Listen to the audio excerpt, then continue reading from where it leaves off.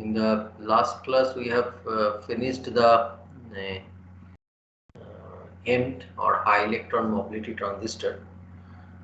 Today we are going to discuss HBT, that is heterojunction bipolar transistor. Okay, so my voice is audible. Is it okay? Yes, sir. Okay, great. So so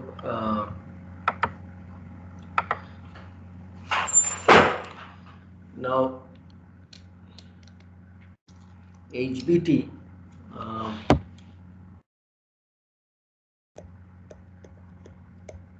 is, as I said, HBT stands for heterojunction bipolar transistor.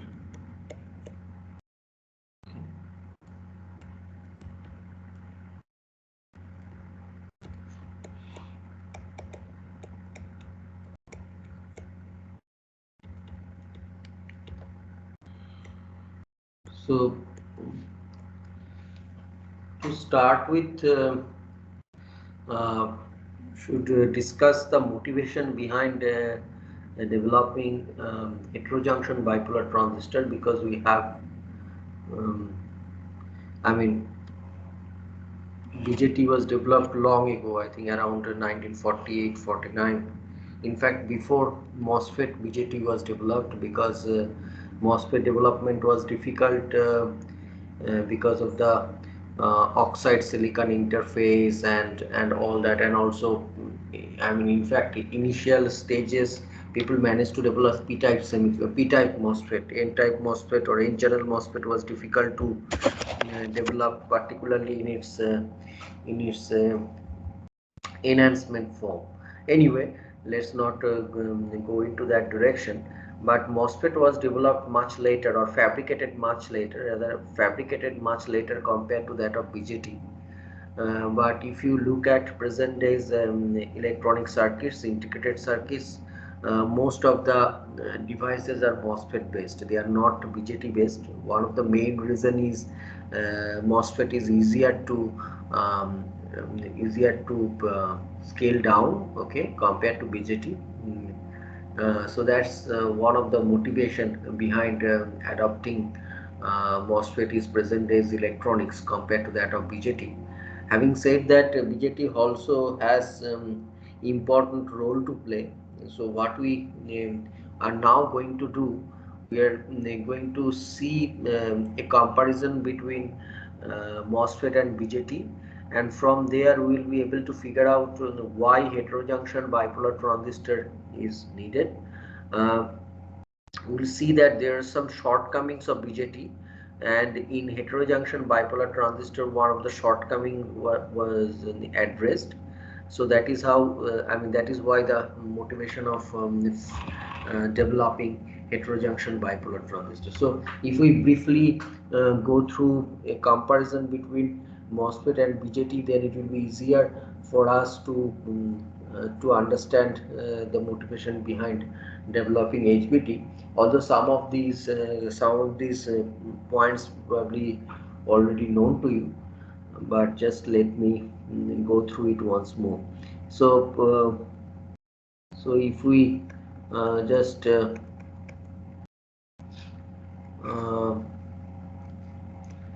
if we compare uh,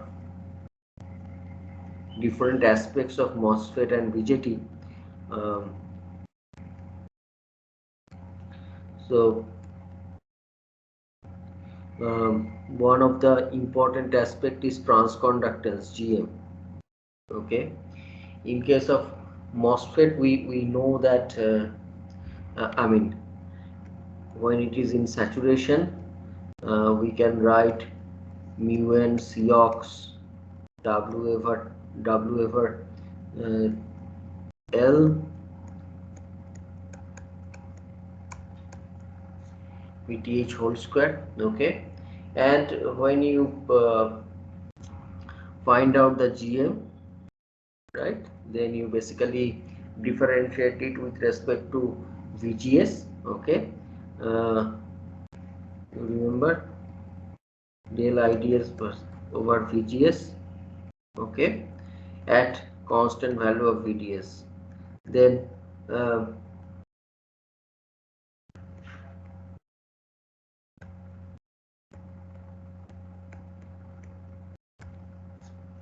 right,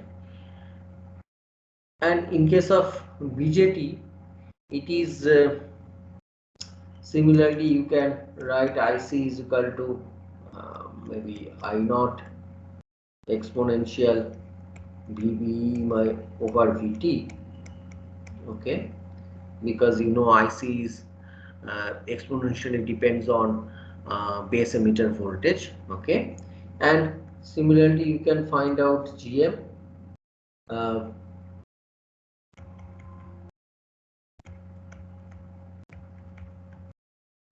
and that is nothing but IC over VT. VT is the thermal voltage, that is KT over Q.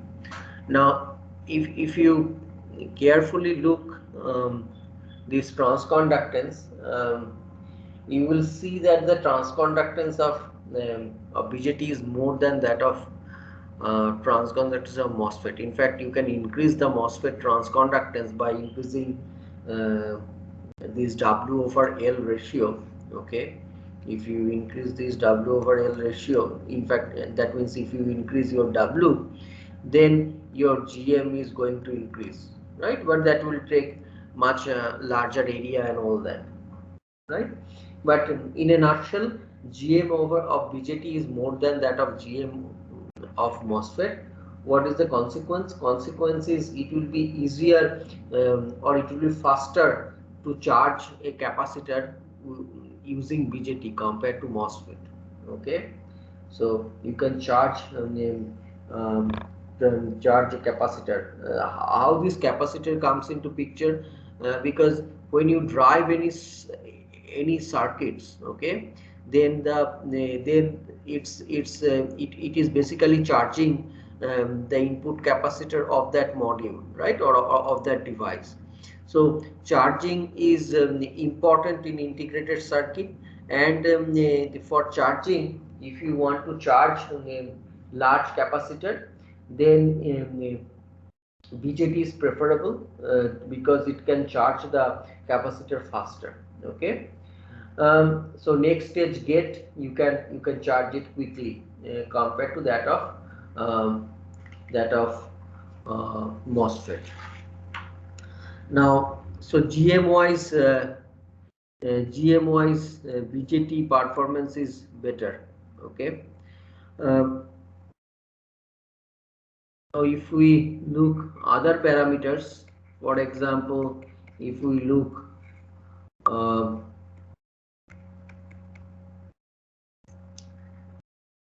threshold voltage, okay, so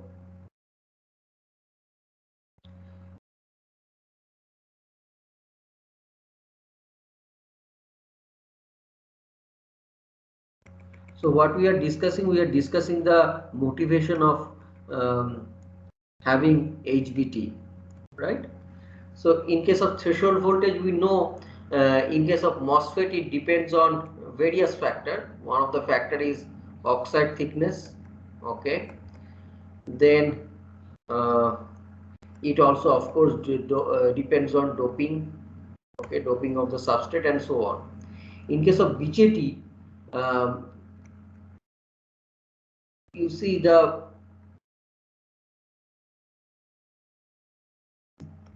it depends on V gamma, that is the cutting voltage, okay.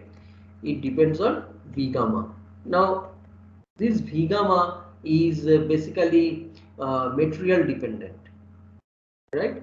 If you so in case of silicon, it is around 0.6 volt, we know. In case of germanium, it's around 0.2 0.3 volt, so on. Okay, so this is material dependent, but uh, but you see these parameters, particularly oxide thickness, you have to maintain it over the entire wafer, maybe 6-inch 8-inch wafer. For each MOSFET, you have to maintain this oxide thickness. So this threshold voltage uniformity might be an issue in case of MOSFET. Okay, so in this case also BJT is superior. Okay, or BJT has advantage compared to that of MOSFET. Now, what about cutoff frequency? Okay, now the cutoff frequency in uh, cutoff frequency uh, can be written as, I mean, cutoff frequency is basically uh, inverse of transit time. Okay, cutoff frequency is inverse of transit time. In case of MOSFET, this transit time uh, basically depends on L over V. L is the channel length, okay, and V is the I mean, in short channel MOSFET is basically the electrons basically zip through from source to drain, because electric field between source and drain is quite high, right? So it's almost like saturation velocity, right, or close to saturation velocity. So you see, in case of MOSFET, the transition time is quite small, because you are reducing channel length in every next node, and the velocity is close to saturation velocity. So this tau t, that is the transition time, is quite small. So that makes ft, that is the cutoff frequency, very large in case of MOSFET.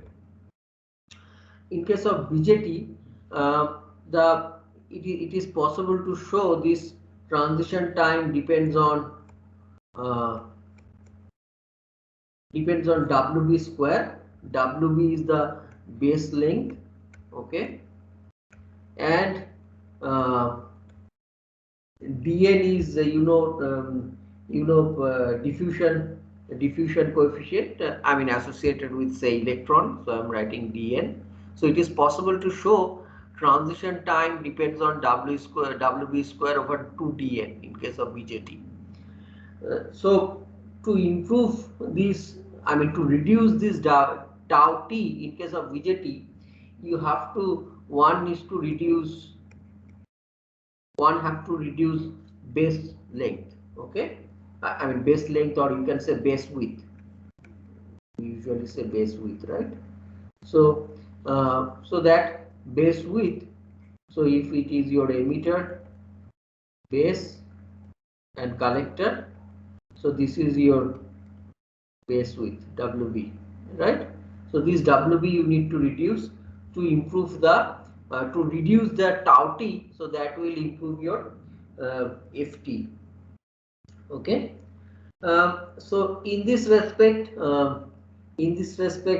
MOSFET is better. Okay, uh, because it is not easy to reduce base width, that we will discuss. Okay, that we will discuss in detail. There are other parameters which is significant for the performance. For example, what about store charge effect? Okay, you see, in case of MOSFET, it is uh, you are forming a channel, okay, by inverting the substrate near the source, near the oxide silicon interface, and when you switch off the MOSFET, that there will be no channel. Okay, so hardly there is any stored charge effect in case of MOSFET, because charge is electron. In case of n channel MOSFET, electron will flow from source to drain, and there is only one type of carrier, and it is not difficult to switch off the MOSFET. Okay, so it is I mean,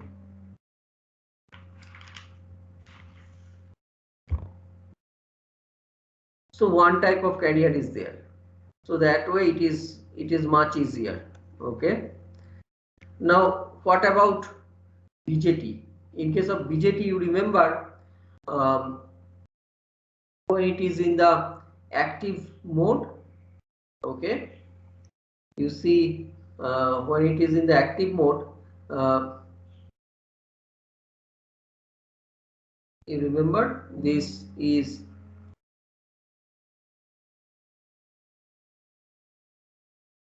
say it is NP and BJT. The uh,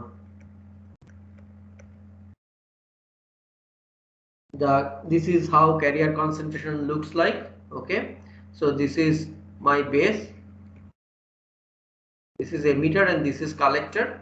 And in the base, the carrier basically goes down almost linearly. Okay, and because it is reverse biased base collector junction, the carrier concentration here is almost zero.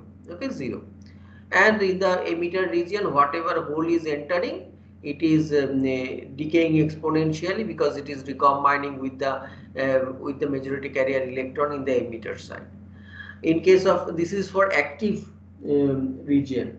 When it is in saturation region, both the emitter base and collector base junction is forward bias, you remember, and so there will be the carrier concentration at base collector junction is not zero. So you will have like you will have carrier concentration here on the right hand side, I mean in the base collector junction as well. Okay, it's not zero like here.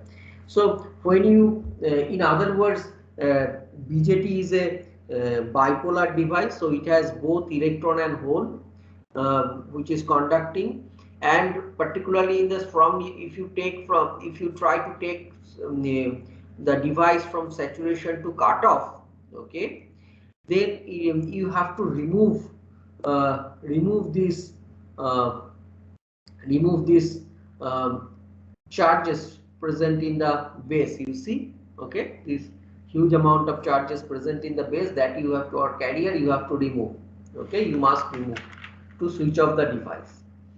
So this is where again MOSFET is advantageous compared to that of BJT, right? uh, and it is not easy to remove this stored charge instantaneously, right? And it will reduce the speed of the device, right? So in a nutshell, we can say that what are the negative points of BJT? BJT negative points is, intrinsically it is a slower device because you have this stored charge which you need to remove. Okay, also this cutoff frequency of MOSFET is higher usually compared to that of BJT, because I mean here it depends on L over V, and L you are reducing in every node. Now it is like only few nanometer or few tenths of nanometer, whereas the depends on WB over WB and DN. DN you usually can't change. For WB, it is not easy to reduce WB. Okay, so these two factors goes against BJT, whereas BJT is advantageous in a sense if you want to charge. One is if you want to charge large capacitance, large routing capacitance, or next I mean the next stage devices. Okay, you have to charge, and that charging BJT does better compared to that of MOSFET, particularly because of its large transconductance, and it has good uniformity over threshold voltage BJT compared to that of MOSFET. And also you see another important aspect of BJT is here when you try to realize your uh, when you are scaling down. Okay, you see you are scaling down and you are reducing L. That depends on lithography. Reducing L depends on lithography, right? So there are a lot of modifications. There have been a lot of modifications made over the years to achieve lower dimensions. Okay, starting from optical lithography, there are many other improvement like immersion lithography, then UV lithography. Those things, if we get time, we will discuss. But huge amount of research and development uh, went on so that we can reduce the dimension of the MOSFET, okay, in the lithography aspect. Now that is not exactly true for BJT, because BJT is a vertical device. So, and it is not very difficult to reduce, I mean to achieve um, sort of reasonable base width, okay, and that base width it doesn't depends on lithography. It depends on how accurately you are uh, creating your base. I mean the diffusion or ion implantation, particularly ion implantation, is important for this as case. And I mean the base width has been like few maybe few close to 100 or little bit more than hundreds of nanometer, much earlier than that of MOSFET, maybe from 1980 onwards. BJT base width is few tens of nanometer, let's put it this way, okay. And that depends on ion implantation and diffusion, particularly ion implantation, and that is not the case in case of MOSFET, okay. For MOSFET, over the years we have improved the lithography process, and that helps us to achieve lower channel length, right? Now, so let's now discuss um,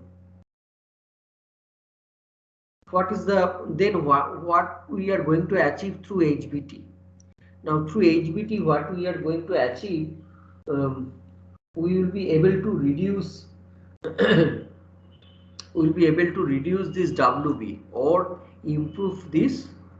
Uh, so we'll be able to reduce this T tau, okay, that is the transition time, and that will help us to get better FT, okay. So this we will be able to achieve through HBT, heterojunction bipolar transistor. Now this HBT, so for that what we have to do, as we said, like reduce we have to reduce WB.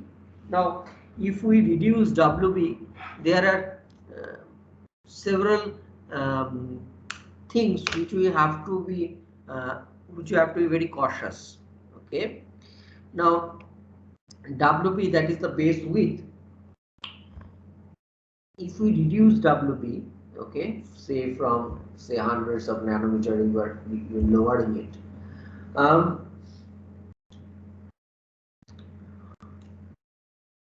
So let me draw this way. So this is my emitter, okay. I have metal contacts. This is my base.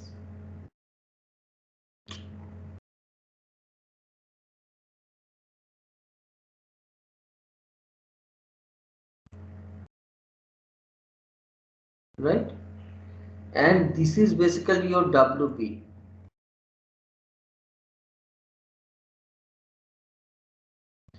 So what we are proposing, so there is also base contacts here, you see, okay. So what we are proposing, so this is my P type p doped base. What we are proposing, we are reducing WB, okay. So if you reduce your WB,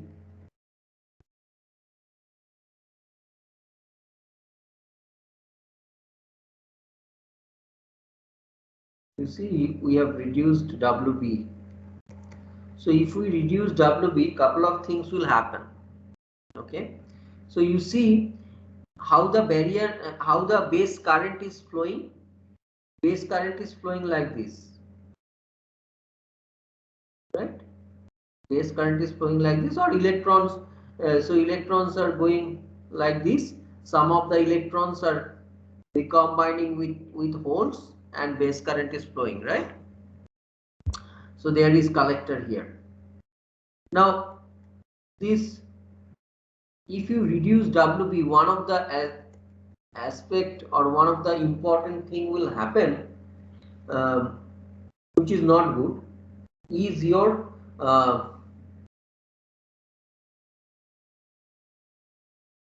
it is called base spreading resistance. Okay, usually denoted as RBB dash.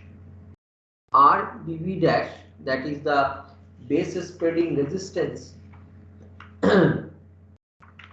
Okay, this base spreading resistance going to increase, which is obvious because you are, so this base spreading resistance here is going to increase.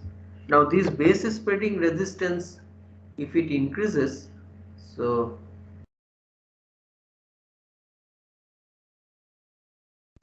this resistance here going to increase. Now how we can reduce this base spreading resistance? Base spreading resistance can be reduced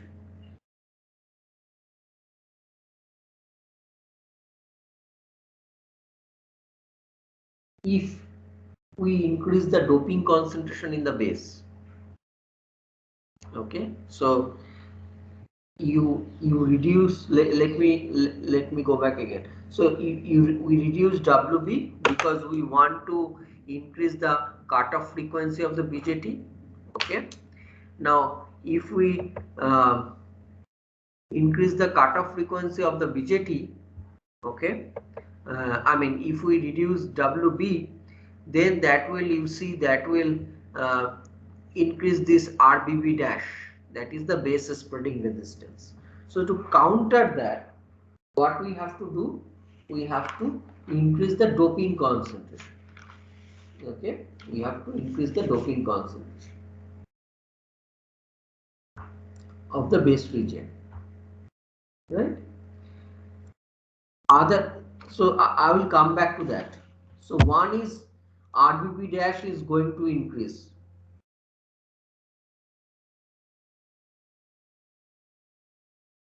So probability of punch through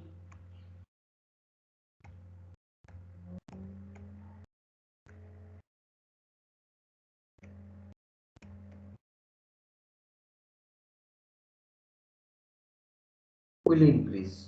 That is another aspect. What is punch through? So you see,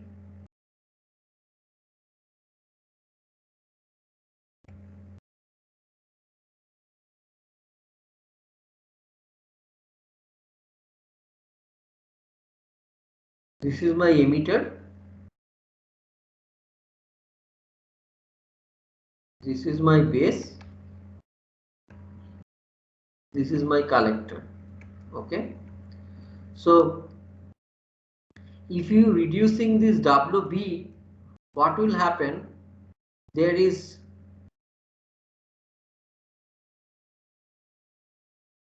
this depletion region. Sorry, I drawn it wrongly. It should be,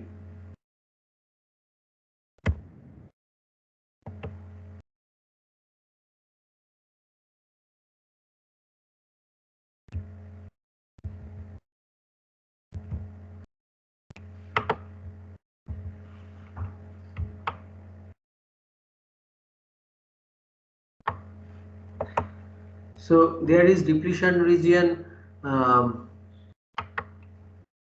at source, at emitter base interface, and also depletion region at base collector interface, right? Now, if you reduce this WB, then there is a possibility that these two depletion region will merge. Okay, so that is known as punch through. So you can't even your technology supports, say hypothetically your technology is very good and you can implant the base in such a way that is very thin, maybe tens of nanometer, few tens of nanometer. Okay, then the difficulty is, the possibility of punch through will be more. So these two depletion region might merge. So effectively there will be no base, right? So punch through will be an issue. Now, so in both these cases, both uh, for reduction of RBB dash and this possibility of punch through, both these factor can be taken care of, okay, if we increase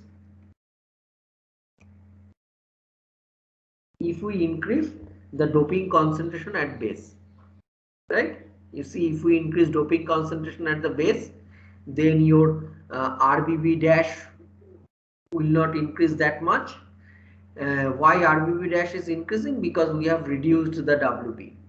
And also if we increase this doping concentration at base, the punch through probability of punch through will decrease, because then this, as the doping concentration here is increasing, this depletion region will not proceed further, right? So that is quite good actually, if we can increase the doping concentration at the base. Okay, this you can also see mathematically. I mean, small mathematics, small formulation is there in the note. Let me just repeat it here. So this RBB dash, okay, that is the base spreading resistance, obviously depends on the sheet resistance, you see, right? This sheet resistance, okay,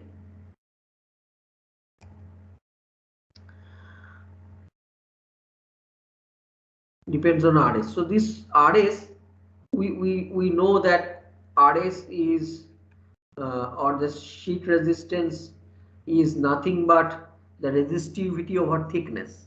Okay, and so this is basically rho, sorry, this is basically rho over WB, and uh,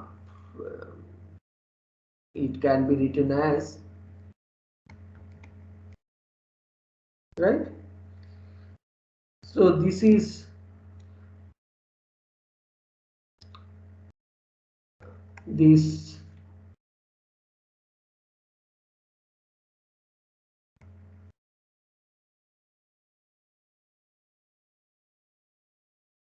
can be written is in terms of this integral form.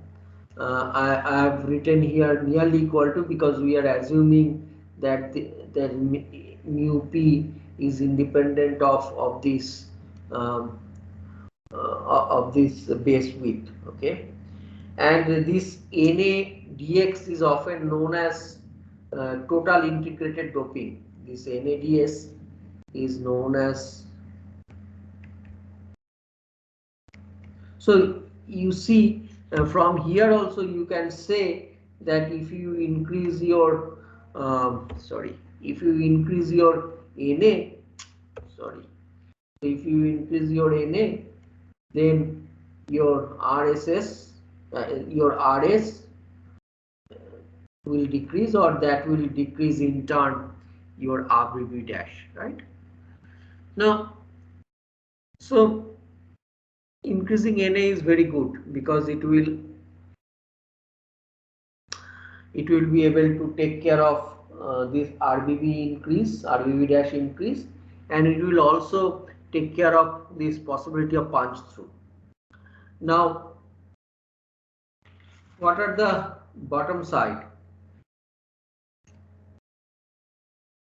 So if we increase Na, although it will take care of RBB dash and punch through, couple of things will happen. One is, if you look carefully, emitter base capacitance will increase.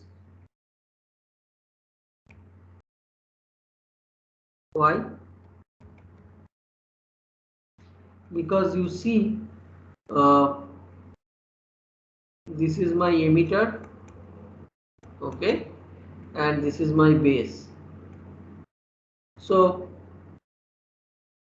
say this is my original depletion region, okay, at this emitter base junction. Now if we increase our Na, this depletion region or this depletion width will decrease because of increase in Na, right? That is correct, right? So if this depletion width increases, that means this junction capacitance, okay, this emitter base junction capacitance will increase. Now this emitter base junction capacitance will increase means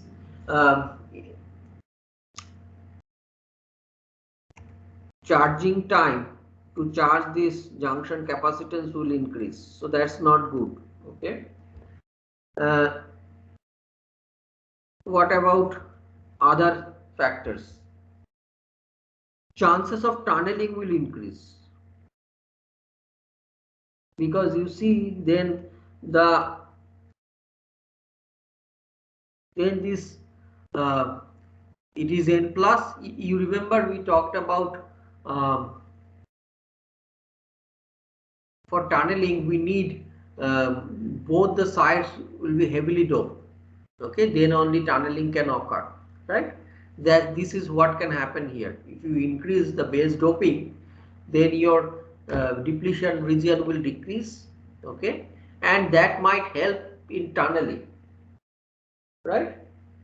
So tunneling chances will increase because depletion layer width is decreases. Depletion layer width decreases. There is another factor which is beta. Okay, beta of the transistor will fall. That is again very bad. Now beta of BJT, why it will fall? There are two factors which governs beta. We always talk about recombination current at base. Okay, so one is recombination, okay, at base. So I'm talking about volume recombination, say, okay. So one is recombination current at base. When the electrons are crossing the junction, they will recombine with the holes at the base.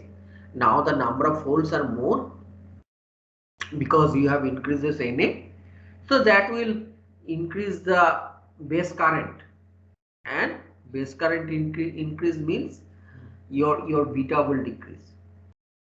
However, we are now talking about reduction of base width. So base width will become tiny. You see, so if base width is tiny, the electrons will get uh, hardly any opportunity to recombine with base. Okay,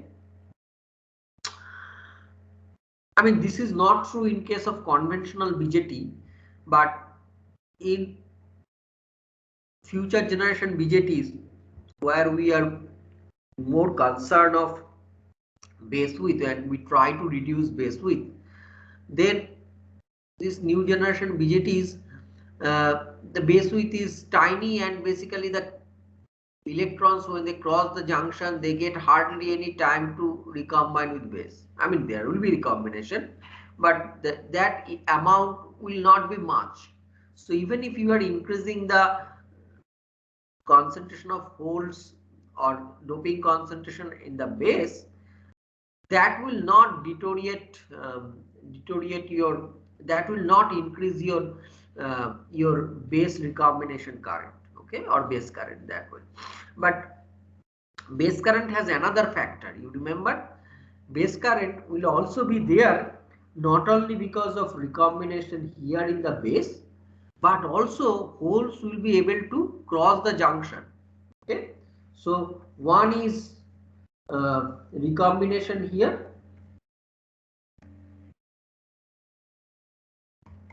that is say IB1 or IVR. I am saying there is another factor because holes are crossing the junction and holes will basically recombine with electrons. Okay, so there this is another current, another component of base current. Okay, so because of holes crossing the emitter base junction. Okay, so these holes, they might reach the contacts or emitter region. They might reach the contacts of the emitter region, because not only we reduce base width, we also in modern BJT the emitter thickness is also very tiny. Okay, so if the emitter thickness is very tiny, let me just go back. Did I draw? No, we didn't draw anything. So you see, when these holes will enter the emitter, they very quickly reach to the emitter contacts, because this emitter thickness is also quite tiny for in modern BJT. Okay. So in earlier BJT, this factor of base current was not that important, and people usually talk about recombination current at the base. But in modern BJT, this component is also very important. In fact, this is more important than recombination at base, because as I said, recombination the quantity of recombination is much lower, because the carrier will basically zip through, and once they come to the base they will reach the collector, because base width is quite tiny.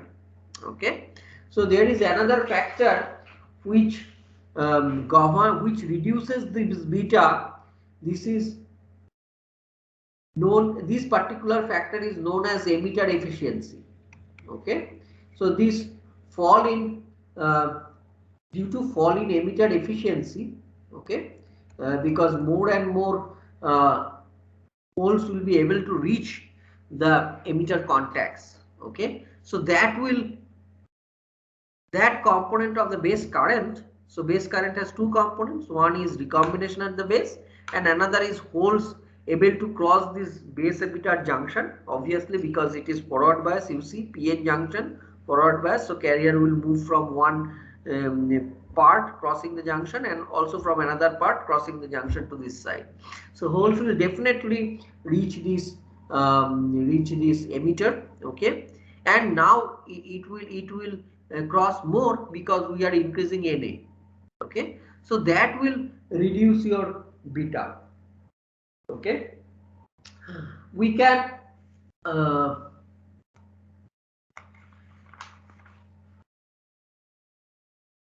find out this beta value, because our goal is to reduce the WB and to increase Na. But we are saying by increasing Na, we are deteriorating the transistor performance even further, because it is base emitter capacitance will increase. That will take much more time to charge that junction. Tunneling might increase, so that is again problematic. And third is beta is deteriorating. Okay, so how we can take care of these factors? So here the necessity of HBT came into picture. Okay, how we can take care of these factors, like this emitter base capacitance increase, this tunneling increases, and beta decreases. How we can take care of these three factors? um, so here the necessity of HBT came into picture. Now let me just find out an expression of beta, it is, you will be able to get it in any semiconductor physics book or little bit advanced semiconductor physics book. So let me just, and also it is there in the note. So um, it is base width, and you know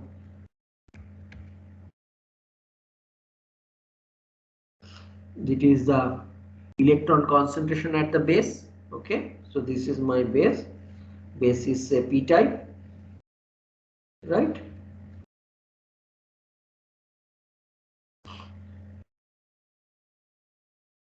So we are talking about now IC. Okay, in fact IC I am talking about INC, that is the current component of, I mean the electron component of current, okay, at collector.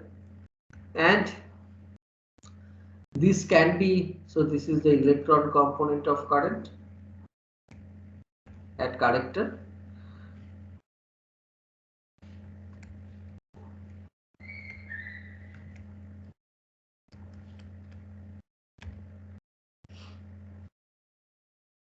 and it is possible to show that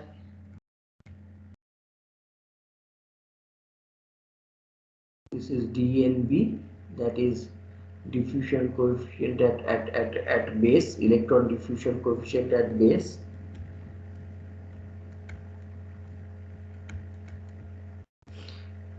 So this is the typical expression, okay, and this NP0, this NP0 can be written as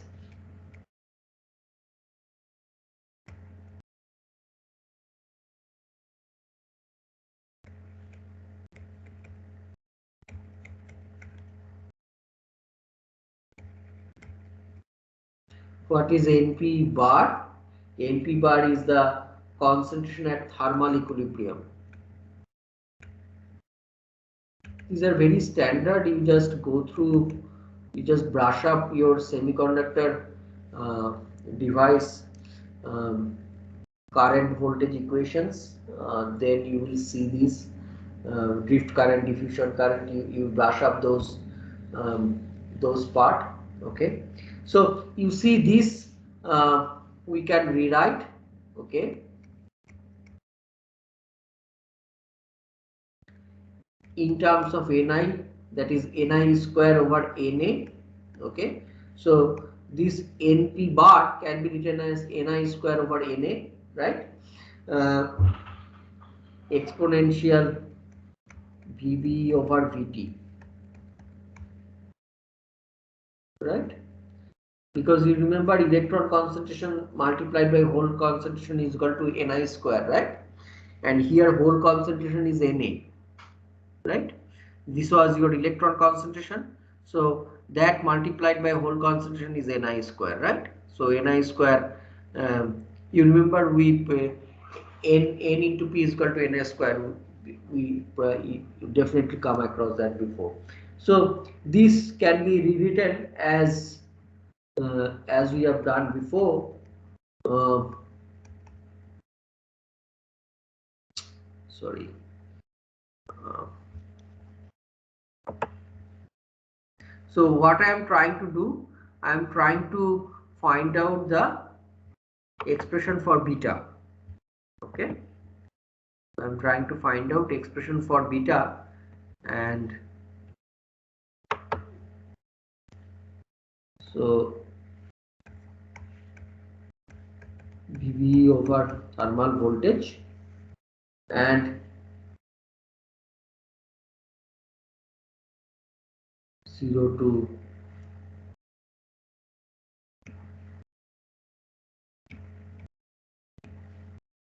right. So this is the expression of the collector current.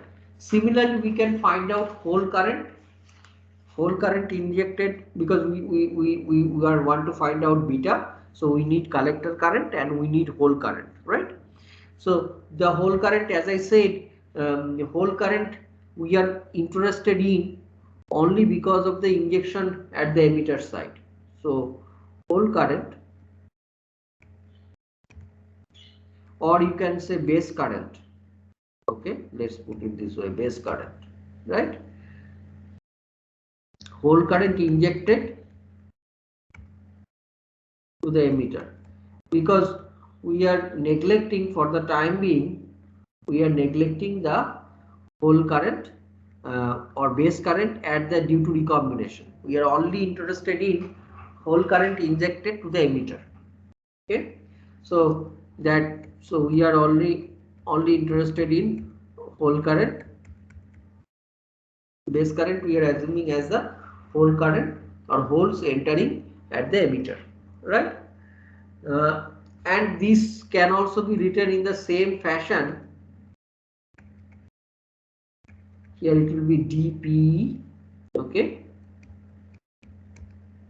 pn0 over we, that is the width of the emitter. Here it was width of the base, okay, and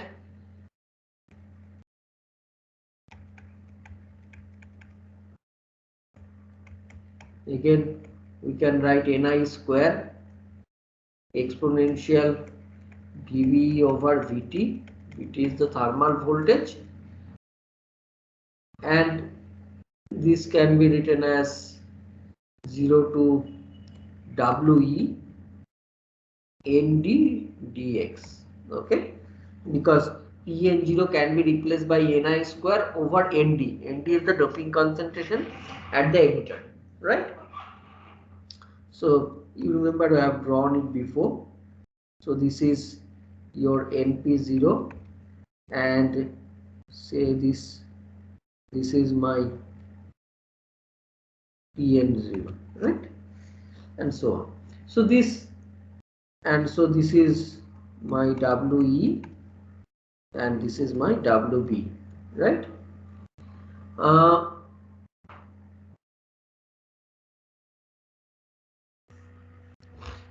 so we can find out beta, okay, is nothing but Ic over Ib,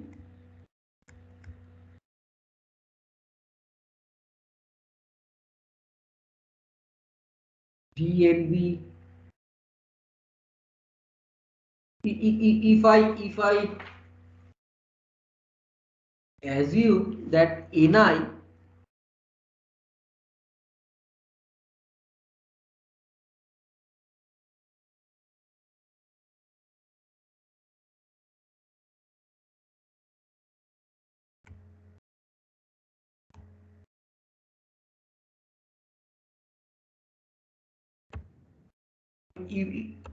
if you look at this expression, if I this Ni will cancel out, Ni square, okay, because if we take the ratio of Ic over Ib, this Ni square will go, exponential Vv over Vt will go, okay, A will go, so only we will left with Q will go, only we will left with dNb and dPe, okay, and this Na dx term and Nd dx term, okay.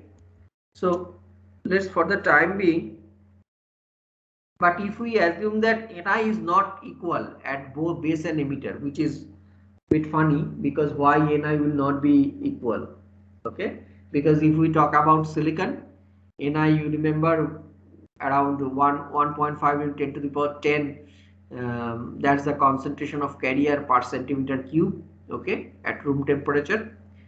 So that should be same, okay, whether it is emitter, base, collector, and so on. So Ni should be same. So if Ni is same, so Ni will also go out.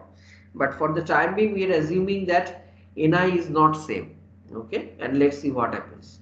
So then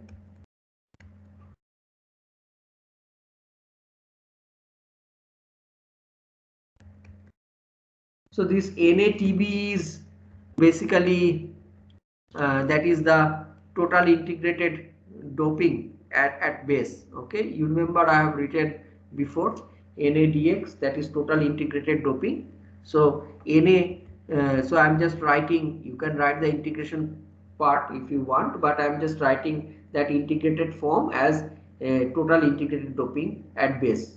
Okay, NATB, right?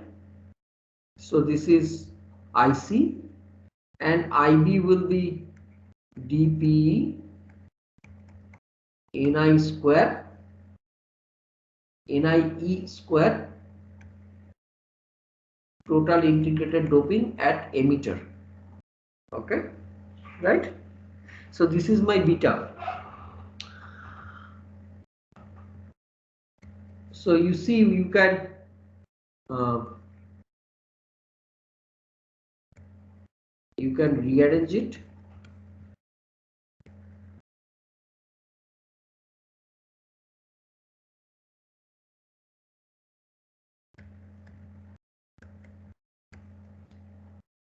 Right?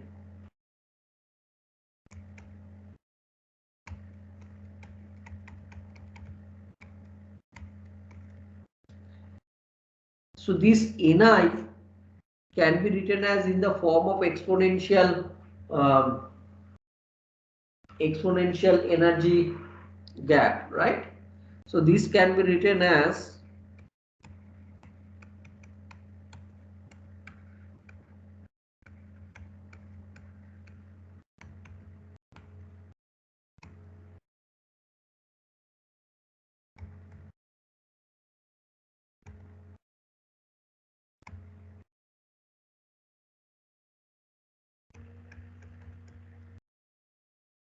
sorry, this is EGB, this is EGE by KT.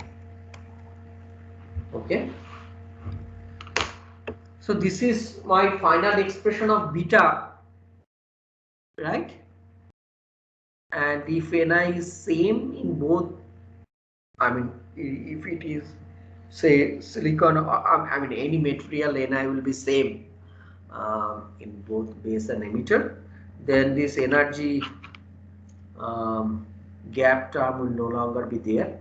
Okay, band gap term, and you will end up with dNb over dP multiplied by Nd, that is the total integrated doping at emitter over that of total integrated doping at base. Now what we are saying that we would like to increase NATB, right? That is what we said, to counter uh, RBB dash and punch through, right?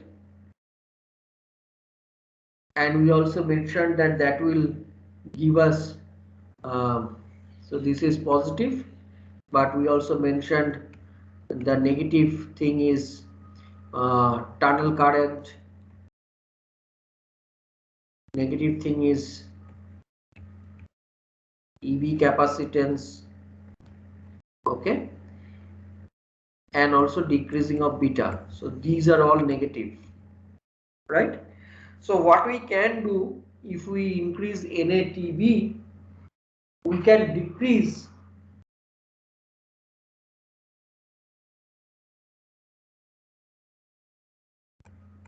this.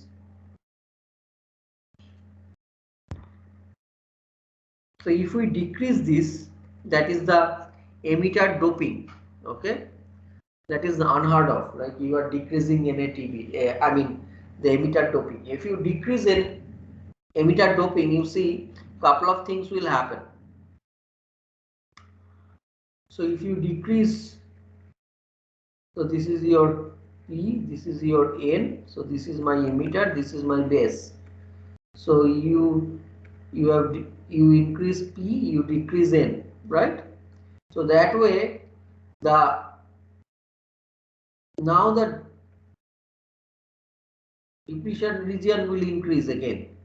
So that will do a couple of things. One is tunneling will decrease. Another thing is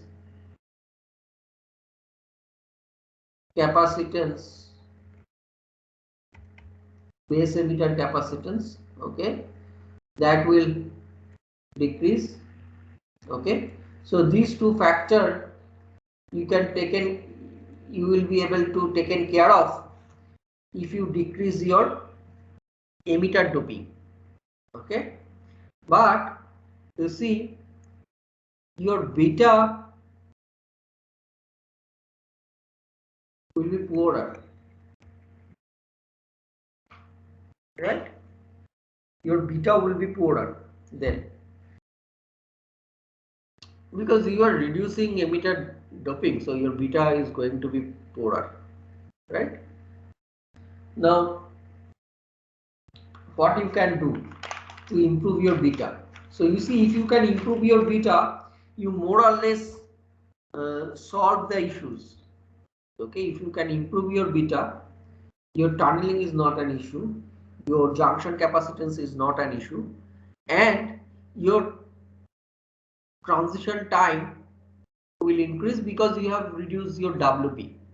Okay, you have reduced your base width, that gives rise to these issues, and by decreasing emitter doping you manage to solve tunneling and junction capacitance. The only issue is beta becomes much poorer. So if you solve this beta effect, beta issue, then you will be able to achieve better BJT. Okay, as at least as far as cutoff frequency is concerned. Now what you can do, instead of using a single material, you can use two dissimilar materials. Okay, so that is how this heterojunction bipolar BJT is coming.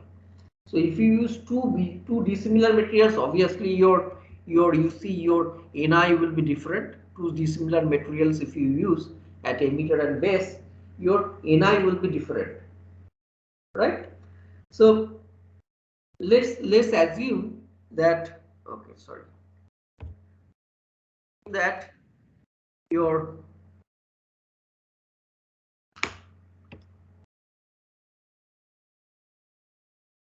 let me just,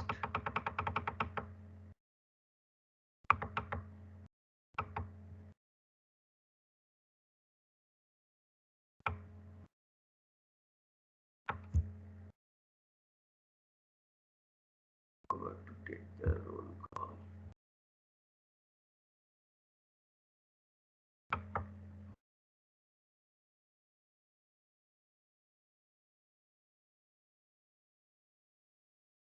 Right. So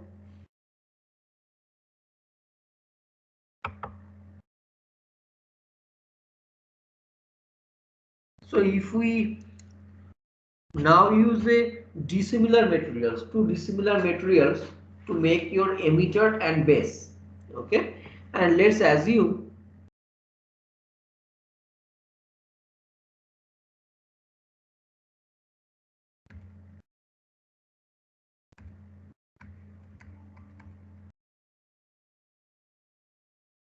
band gap of emitter is more than that of band gap of base. Okay, so delta Eg is equal to Eg minus Egb. Okay, so you see, if I rewrite that expression of beta,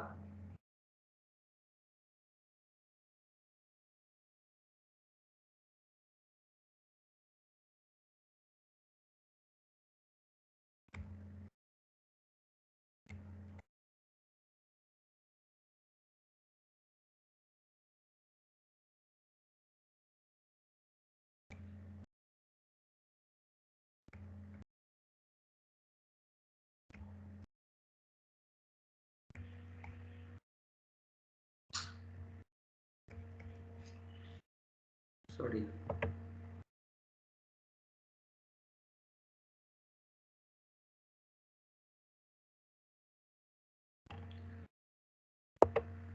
so you see that your, this is the expression of beta,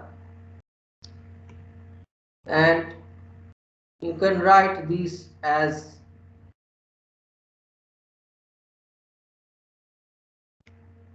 beta homojunction exponential delta Eg over Kt. Okay, because this is beta homojunction, and when you consider that Ni is different, then it is nothing but a heterojunction uh, transistor, and in that case exponential delta Eg by Kt. So if delta Eg is negative, beta will be even poorer. But if we say like delta Eg is positive, what will happen? Now if delta Eg is positive, okay, say maybe delta Eg is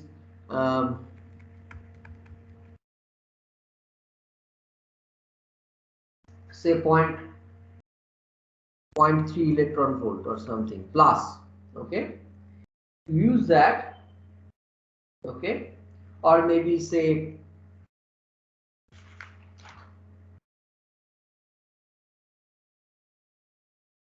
then you will find out, I mean say it is 0.3, okay, 0.3 electron volt, then exponential delta G over Kt you will find very large, okay. In my note I have written it is around 1.63 into 10 to the power 5, okay. So let's assume some number, for example say NDTE over NATB is 1 over 200. So as I said, like base doping is more compared to that of emitter doping, which is not usual in case of conventional BJT, but in case of HBT that is what we usually do. Okay, so the base doping concentration is more than that of emitter doping concentration, and let's assume it is 1 by 200. Typical DNB over DPE say around 2.5, okay, to 2.5. Then beta can be found out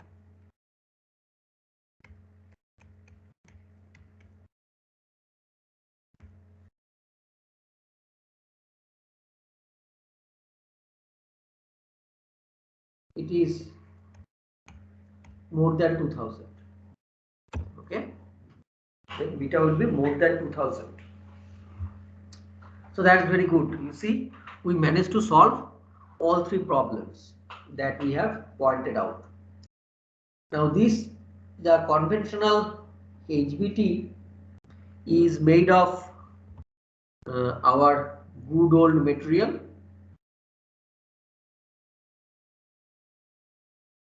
that is, oh, sorry, it is no longer N plus, let's make it N, okay, it's no longer N plus.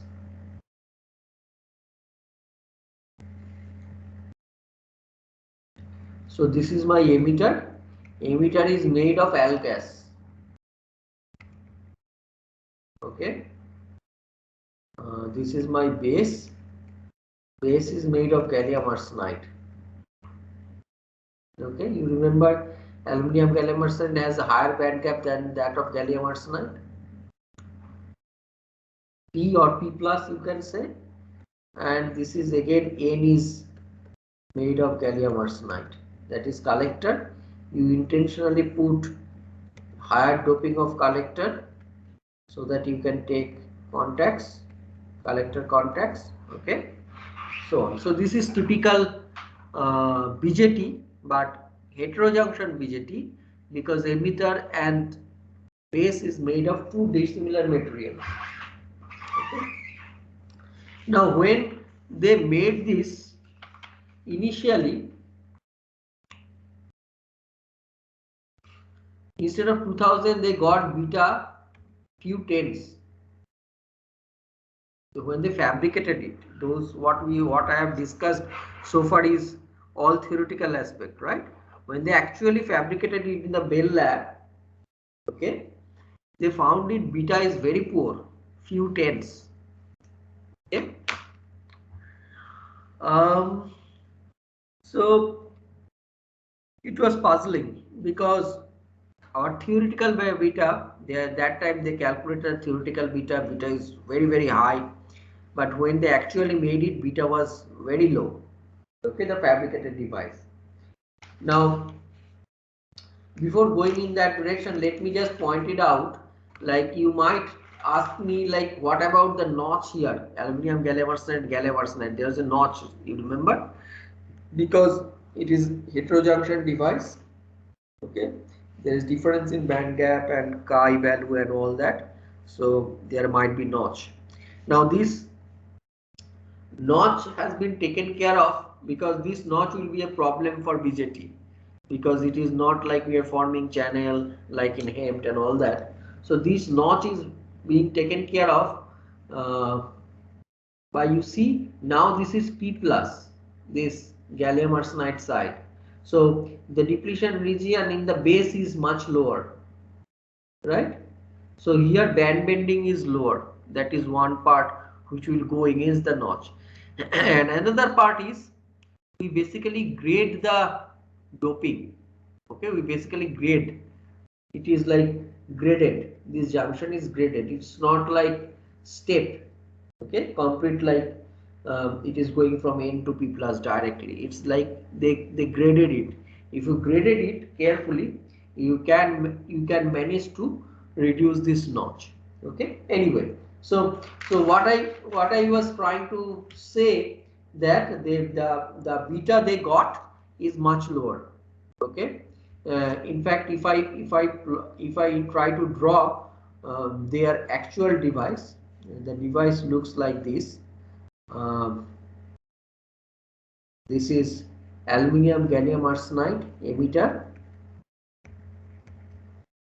Okay, in fact they have used a tiny gallium arsenide layer on top of aluminium gallium arsenide so that it helps in metallization. Okay, uh, so this is my emitter, right?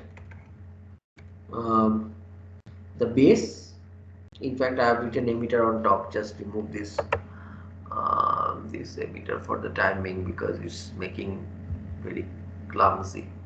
So that's my emitter made of aluminum gallium arsenide. There's a tiny gallium arsenide layer so that we can have like the intention was to get good ohmic contact, right? And this is my base. Base is made of gallium arsenide. Okay,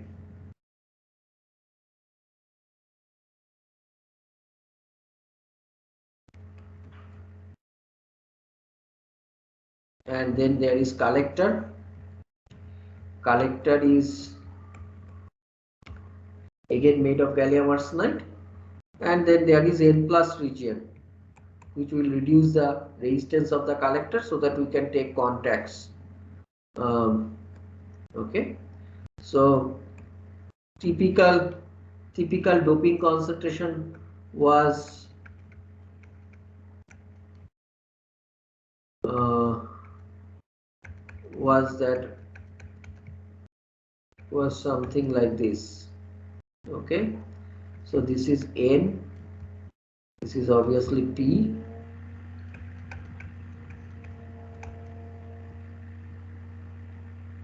this is N again, and so on.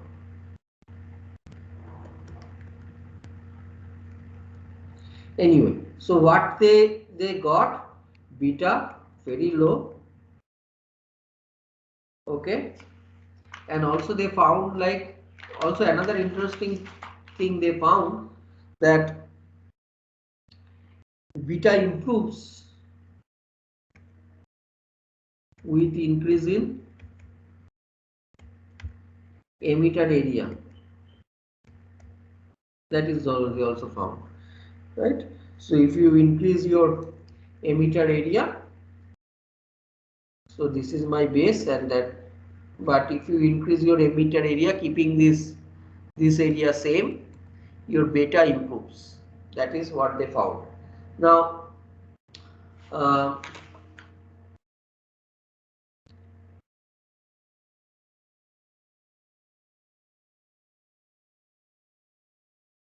Actually, in last class, I mean, in the last year class or year before last year class, one of the student asked me like, it might happen that beta is decreasing because of that volume recombination or the recombination at the base. Okay, that was the question. So then I go back and try to calculate uh, the recombination of uh, recombination at base and find out beta by that way as well. So let me just go through that a bit so that I can nullify your doubt regarding the recombination at the base, because that is the conventional base current, right? Base current due to recombination. And here when we have said like base current beta is more than 2000, we have only taken into account the hole current because of the holes entering the emitter. We haven't considered the base current because of the recombination at the base between emitter uh, electron and the holes in the base, right? Now, I said that that factor will be much lower compared to this current here, but still I have calculated that because that was the question I think 1 or 2 years ago. So just let me just point out very quickly what is that recombination, what will happen, what about the effect of recombination at base? Okay, does it have any role? Now, if we consider recombination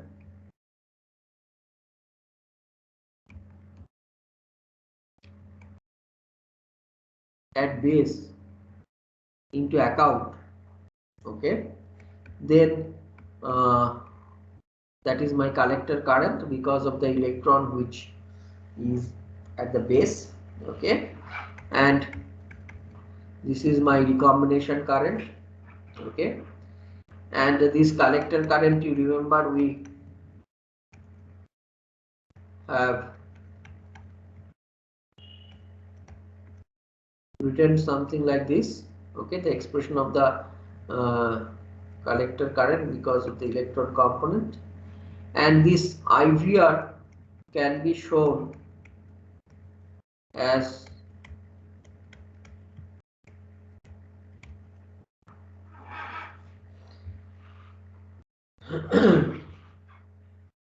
okay, what is this IVR? IVR, how you can find out? IVR can be found out by area under this curve, okay. So this, what is the, so this is 0, this is WB, you remember, and so area under this curve is basically the charge, okay. Charge over lifetime is basically um, your base recombination current, right? So this charge will be half q np0 multiplied by wb, that's the area, okay, that divided by tn, that is the transition time, that will give you this, okay, that will give you this expression. So IVR is basically area under uh, the curve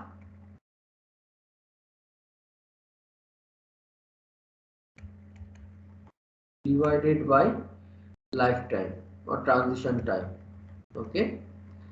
um, so that, so if you use that, okay, you can find out ultimately where I have, so this is the well-known expression. If you just put that in this equation, you will get this, okay. And if I put typical values of dn, tau n, etc., and so on, okay. So dn typical values of Dn, say nearly 100, tau n, say of the order of, sorry, of the order of say 10 to the power uh, -7.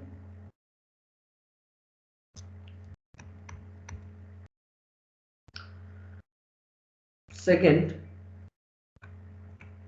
and WB say 100 nanometer.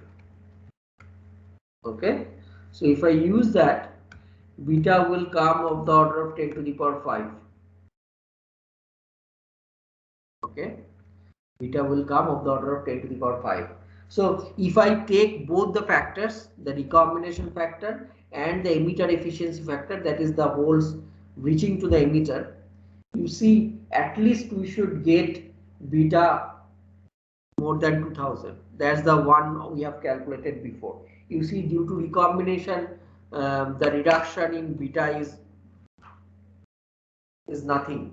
Okay, because this is only few tens of nanometer, this WB, and electrons will basically zip through, and there is very little amount of recombination which will significantly reduce beta.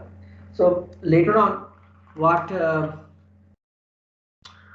so this was very puzzling, and later on what they actually found, apart from this recombination at base, okay, there is also recombination at the surface. Okay, I'm just not going into in the detail of how to calculate the recombination current at the surface. That is there in the note. If you are keen, you can see that. But what I want to point out is, you see there is emitter here. Okay, aluminum, gallium arsenide and gallium arsenide. Then there is base here. Okay, now the thing is, the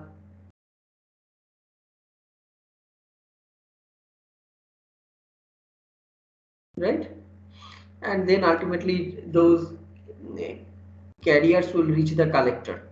Now the thing is, so far we talked about emitter efficiency. Okay, so the base current uh, due to holes entering to emitter.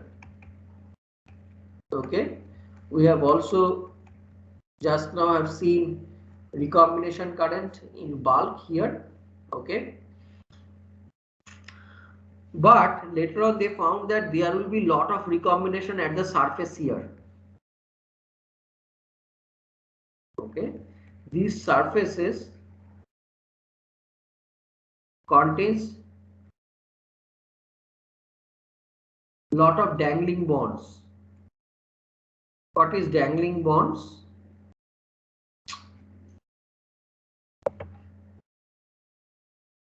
Sorry. So these surfaces contains lot of dangling bonds. What is dangling bonds? If I mean the surface, usually surface atoms, there they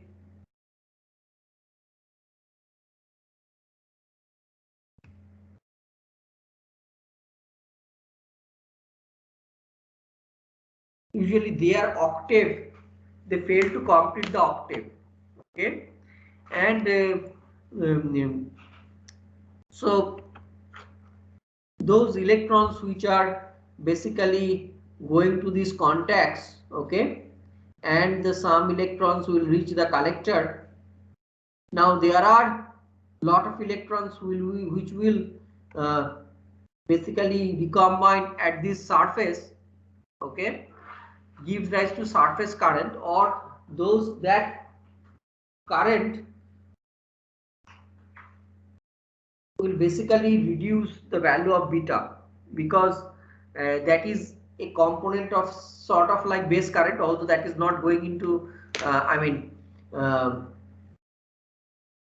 so these base current,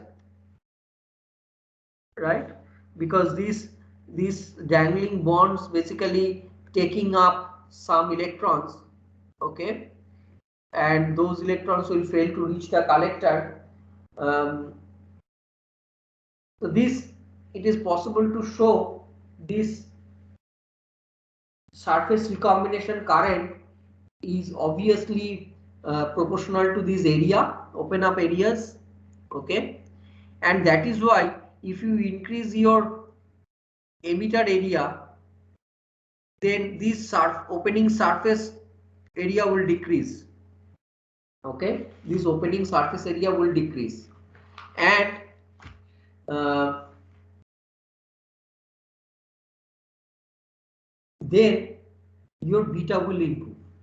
You remember I just mentioned when we are discussing that, yeah, you see, with increase in emitter area, they found in the Bell lab when they fabricated this device, with increasing emitter area, the beta improves. The reason beta improves, because then this surface recombination current reduces, right? There are dangling bonds here, this open area.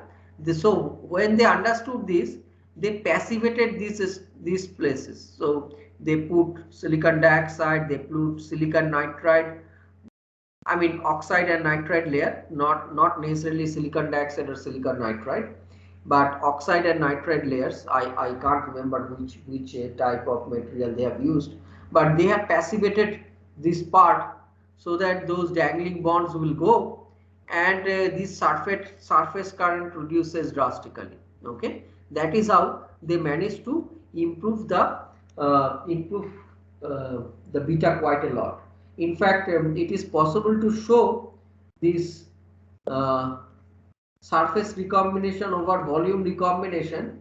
It is possible to show that this is the relation is something like this. Those who are interested, you can look into the note. It is I mean thoroughly derived how we are getting into this, but you see this surface recombination is proportional to AS. So as we are increasing AE, that also reduces the area of the surfaces, and that reduces this ISR. Okay, um, now, and this uh, AC surface recombination velocity. Anyway, just don't we just don't want to go into that mathematical part. For this, just try to give you the flavor that because of this surface opening, okay, there a lot of recombination takes place, and that reduces beta when people in early days managed to fabricate heterojunction bipolar transistor. But later on, that puzzle was solved by passivating those open area, giving oxide nitride protection, and then um, improving the performance of HBT by increasing the value of beta. Now, we're almost done. The one tiny part I would like to mention here, um, in conventional BJT also, when we have like all silicon BJT, okay, if we dope emitter heavily, so in conventional uh,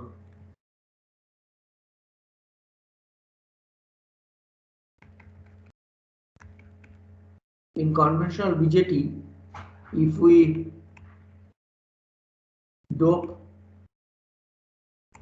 emitter heavily, okay, maybe more than, I don't know, more than 10 to the power 19, say, if you do that, then what will happen, you see, this is my EC, this is my EV. Now this phosphorus dopant will sit here very close to that of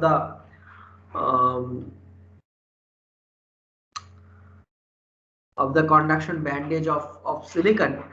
Now if you dope it too much, okay, what will happen, this donor level becomes a band, okay, this donor level becomes a band. So then effectively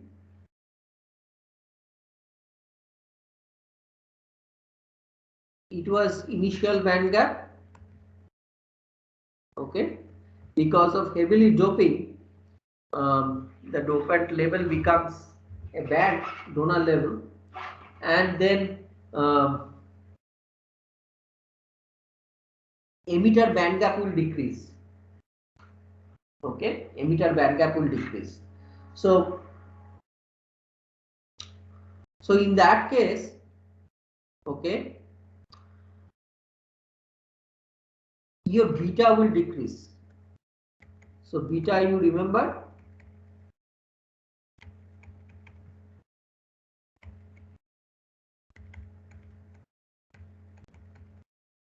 this is the homojunction beta, right?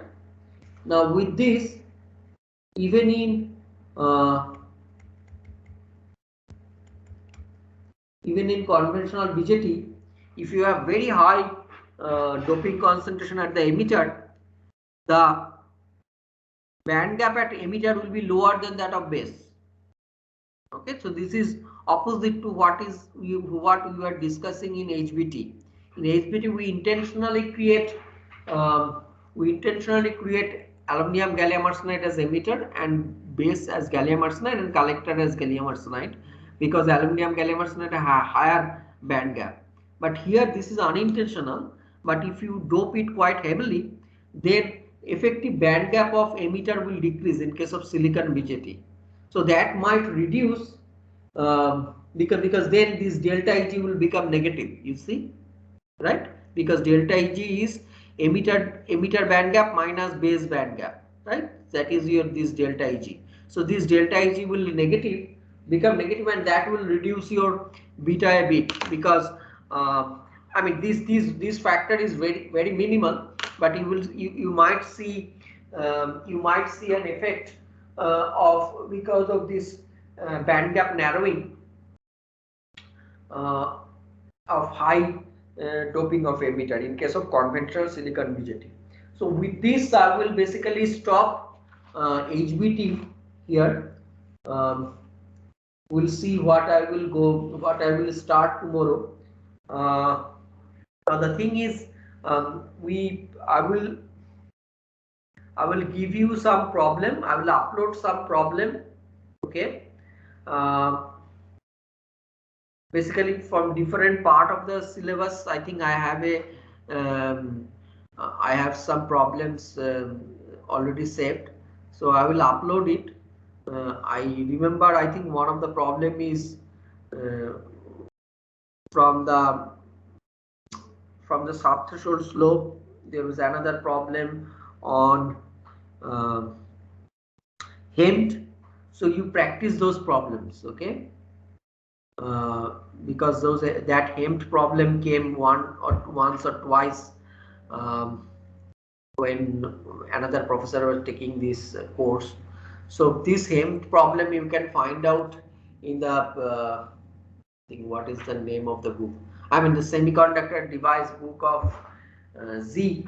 If you look at Z's semiconductor device book, uh, in the I mean in the example they have done this problem, a mathematical problem of hemmed, okay? So you practice that problem and also the problems um, based on subthreshold slope. So I will soon upload that problem series to you in the MS Team, but there are problems which is based on quantum mechanics and all that I haven't covered yet. So when I will cover those part, you can start doing those problems as well. But practice the problem. I am just uploading. I will upload it. I will see if I can find the problems. I will upload it soon. Okay. Um, so did you manage to see when is the the date given for exam? Did you manage to see it um, from the academic section? Is it given in the calendar? I forgot to check actually. Did anyone know? I mean, what about other subjects? One of you mentions that that you have exams around 20 or something, right? But what about other subjects? Sorry? 21 to 25, I think, the date of examination. Date of expiration 21 to 25. Okay, I will see that. I forgot. Um, so then accordingly I will set up an exam, whatever I will cover till then based on that. So starting from the first class, whatever we will cover, we will able to cover um, before the exam, till that part um, we will take the exam. Okay. And I will let you know. I'll try to let you know 1 week before, but you please make the preparation. Okay. And the exam will be uh, I will upload the question on Moodle and I will give you specific time. So you finish it off and scan it and upload it in the Moodle sorry, in the MS Team assignment section. So I will give it the question in MS Team. You answer the question, you scan it, you upload it in the MS Team's assignment section. Okay, probably this way we will do. But let's see how it goes. Anything else you have any doubt? Whatever we have discussed today. Um, Otherwise, we will stop the session. Okay.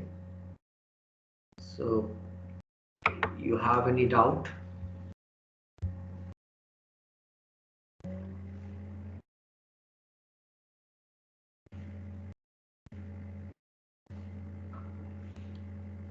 No doubt?